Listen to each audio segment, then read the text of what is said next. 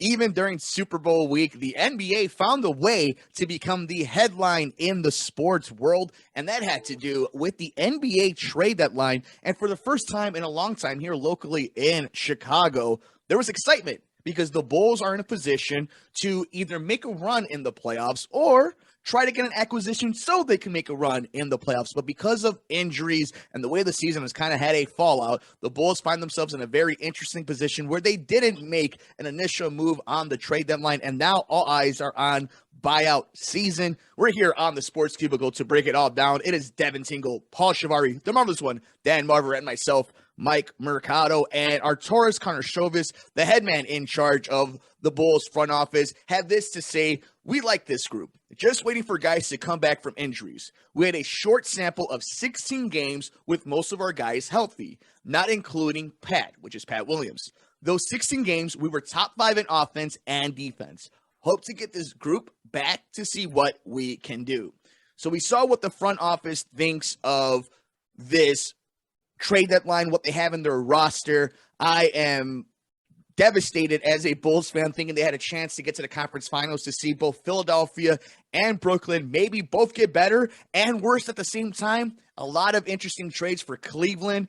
So we're here now. I'm going to throw it to the marvelous one, Dan Marver. You see the Bulls stay put. You hear what the head man has to say. Your thoughts on the Chicago Bulls staying put at the NBA trade deadline? So anyway, here's the thing. They managed to not have to travel to the All-Star game, their coaching staff. They just did poorly enough so that Donovan and the crew didn't have to coach the Eastern All-Stars. However, as I said before, they do need some strength up front. And, and even now, I mean, the backcourt has been decimated more than, we thought would be an issue to begin with. The Sumo is in concussion protocol, and they're still, dealing with the other injuries. And so they need help everywhere, I think. Just to solidify their roster would be a really good thing, to make some moves without sacrificing the future, as they say in draft picks and such, and giving away prized possessions. But there are some players, obviously, that they could move, and we can discuss that further. Who do you guys think should be moved? I mean, I have my own. I don't know if I'd move like Kobe. I thought maybe originally that we'd move him, but I don't know if we can move Kobe White now. What do you guys think? I think it's an interesting prospect. I think they were in a position for that a few weeks back, but then you lose Alex Caruso, you lose Lonzo Ball. You don't have the backcourt that you needed. You don't have the front court that you need. Vucevic is asked to do a lot. DeMar is playing a lot of minutes. And that's why I think they were put in a position where if it wasn't Pat Williams, there wasn't a lot of value that they were willing to get rid of. What ends up being interesting is the contract situation. And our local U of I fan, Paul Chivari, knows a lot about Ayo Dosunmu, watched him be a terror in the Big Ten. And you see his development in the NBA, a second-round draft pick who arguably is a top 10 rookie, will be at the All-Star game in the rookie-sophomore game. And obviously Zach LaVine and DeMar DeRozan will be there with him. So you see the development of him. Kobe White will be asking for a contract next year. A lot of things to go on. Paul, the Bulls stay put. Your thoughts, and how much did injuries and the development of Ayo kind of change the way that they were looking at this trade deadline? Well, I think it helps that Ayo was as good as advertised as far as what his college game was. They were talking about a year ago, when he was just kind of closing down games in the last couple minutes on his own against some big, really good Big Ten teams. He was known as the best point guard coming out of the draft, or at least one of two or three. So the fact, we've talked about it, ad nauseum, how it's just kind of a head scratcher that he fell down to number 2. Or in the second round. I mean, he's clearly a talented player. He's been playing in college long enough where there's been time to develop. He already kind of brought all the tools needed to be a complete all-around basketball player. And I think just the fact that he's had time and past leadership experience this season has really helped him become just an impactful rookie. But yeah, the injuries to the backcourt, I think, really ruin the Bulls' chances of possibly having as exciting of a season as we could anticipate. I mean, it's still a couple months away from the playoffs, and they could surprise us here. But we realistically, they weren't going to compete with the big dogs. We talk about the Nets and the Sixers making their blockbuster trade. You know, we look around the league at teams like the Bucks, you know, and just like all those top teams out in the West. The Bulls weren't really on paper supposed to be that type of team this year. But the thing is I think the most important thing is that what the front office is identifying, and the fact that they didn't make any moves at the trade deadline, is they didn't want to sacrifice this core that they have in place. And I think the core ended up being a little bit better, I think, than most people anticipated. Maybe they knew what they wanted to build and they knew, but the experts definitely didn't see the Bulls as being this team.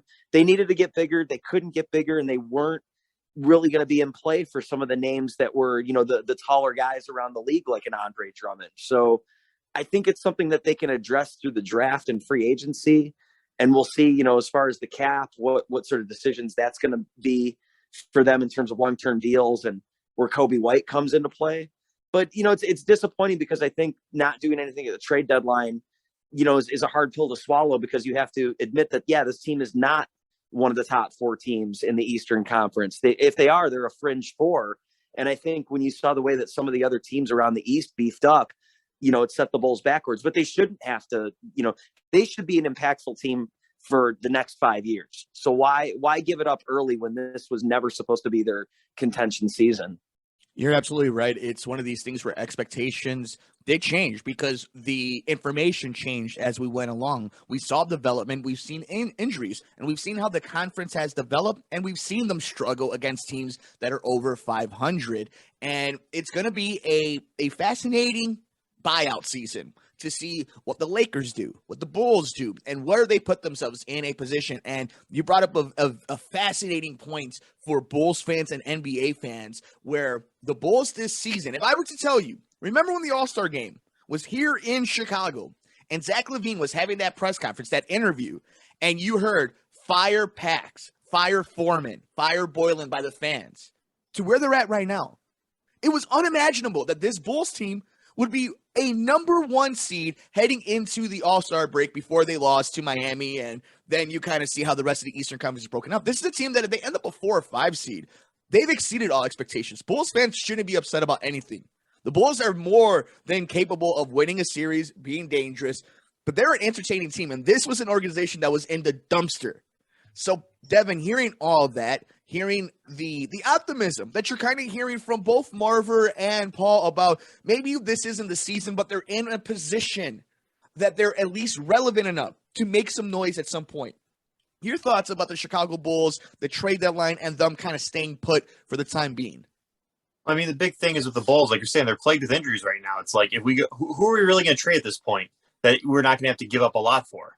And would you rather have a team that, you know, might be kind of solid, who's not going to win a lot of games, or that, you know, has got a few good guys, or would you rather trade all those for, okay, we got 3 All-Stars here, but, you know, let's be real, is that going to make the team and win every game?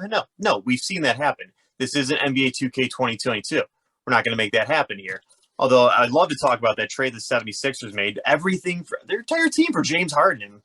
Really impressive here, and I think both teams actually worked out really good there. But back to the Bulls here. I mean, definitely, I think they're a team that could definitely squeeze into the playoffs here. Do I see them going far? Probably not. Do I see them getting swept or shut out? No. They're definitely a team that did exceed expectations, and they're something to, you know, mess around with. But this Bulls team that we started at the beginning of the season, this isn't the same team we're seeing now.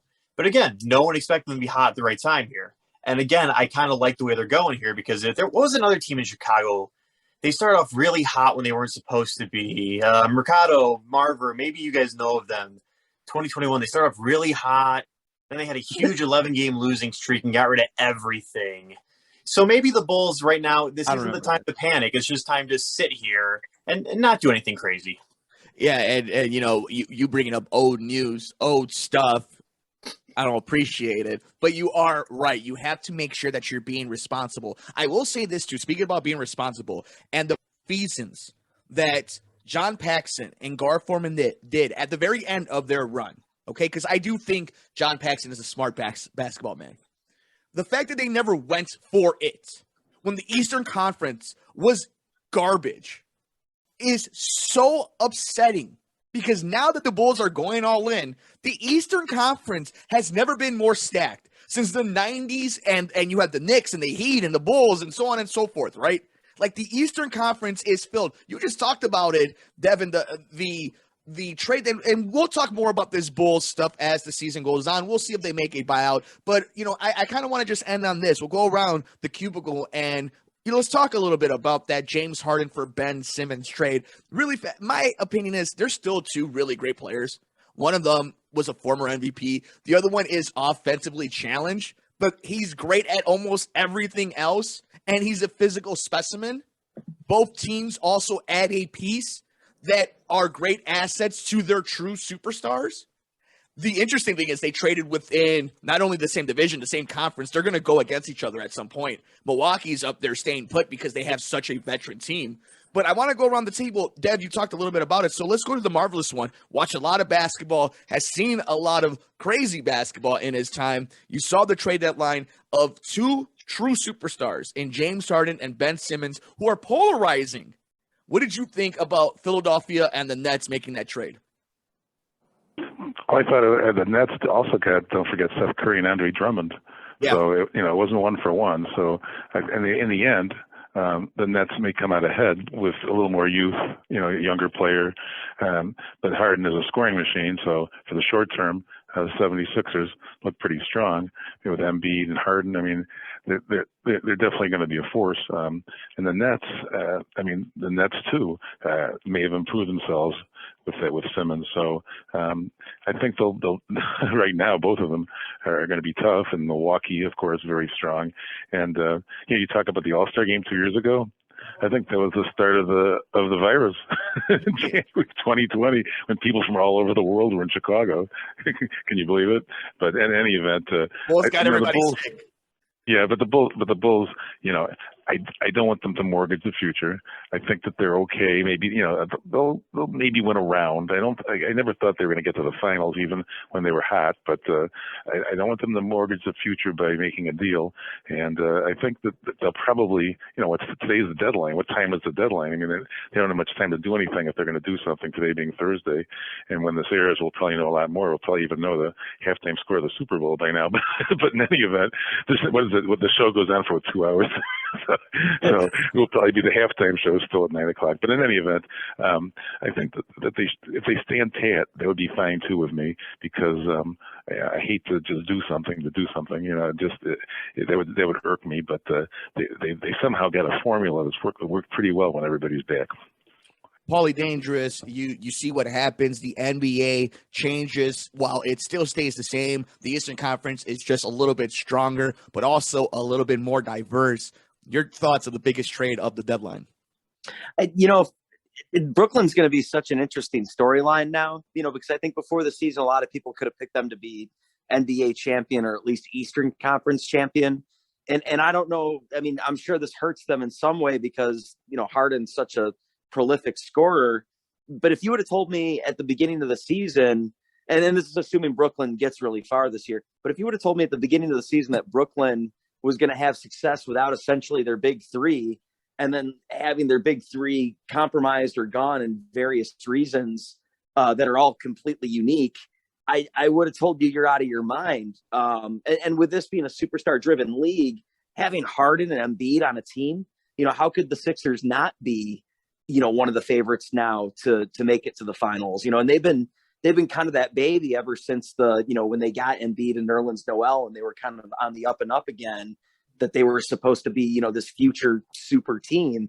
Well, now's their window. Now's the time. They pulled the trigger. They did it. It's such a weird move, and I don't follow the NBA under a microscope to be able to tell you how that move works or doesn't work.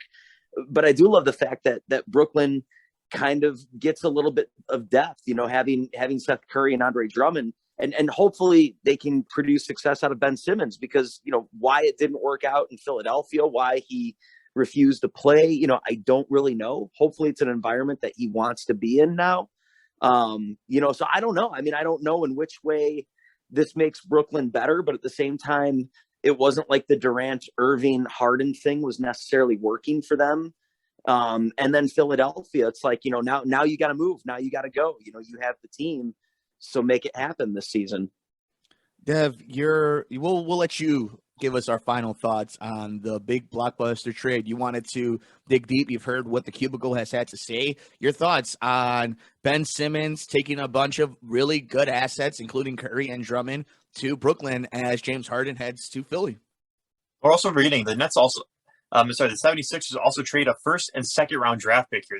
I think they even threw a few retro Allen Iverson jerseys in there. They were really trying to make this trade work out here. But I got to say, yeah, Daryl Morey. This is very much the 70s. What was that? Yeah, Daryl Morey. Julius Irving. Oh, Julius Irving jerseys too. Daryl Morey. Don't forget though, Devin. Just to add it into your thought, your train of thought. Don't forget, Daryl Morey loves James Harden, and that goes back to his days in Houston. So you were saying. Yeah, definitely. I mean, the 76ers, this is their year. They're going for it. They're throwing everything they can here. And James Harden, he's only 32 years old. He's not as old as I thought he was, because I'm like, this guy's been playing forever, I thought. But definitely gives the 76ers a lot of chance to make a move here. And the Nets, they got a very good deal here. They're going to be very good. And not to mention with these first and second round draft picks here, I gotta say the Nets are looking to be a very dangerous team here, or continue to be a dangerous team moving forward here. So I'm not going to be like Paul, very concerned about what they had to give up here. I think they still got a shot, and they got a shot to be better even more. But the 76ers, they're like another team in Chicago that, God, me and Paul might know the name of. This is their year. Next year was their year, because they're running out of time here. And I think that's what the 76ers are kind of doing here. They got to put up or shut up while the iron's hot here. And you got James Harden now, but you got him till the end of the season. If you don't, and I don't know where James Harden's going to go after this. But definitely the 76ers need to make a push here. They definitely got all the pieces in play, and they're going to be a dangerous team to look at. And I wouldn't even be surprised if we see, it comes down to the 76ers and the Nets moving forward towards the in the playoffs. I'm sorry. Yeah, there's a good chance that ends up being your conference finals. I also do think that the Milwaukee Bucks will have something to say. Also, Philadelphia finding a way to keep Thibault and Tobias Harris. So, they got themselves a nice little team. But let us know your thoughts. Are you excited? Were you bummed out that the Chicago Bulls didn't make a move? What did you think about the big trades and all the trades? The NBA was buck wild on Thursday as they made the NBA trade deadline happen. It's come and gone. What are your thoughts? Let us know on Twitter at Sports Cubicle TV. It's Devin Tingle. It's Paul Chivari. It's the marvelous one, Dan Marver. I'm Mike Mercado.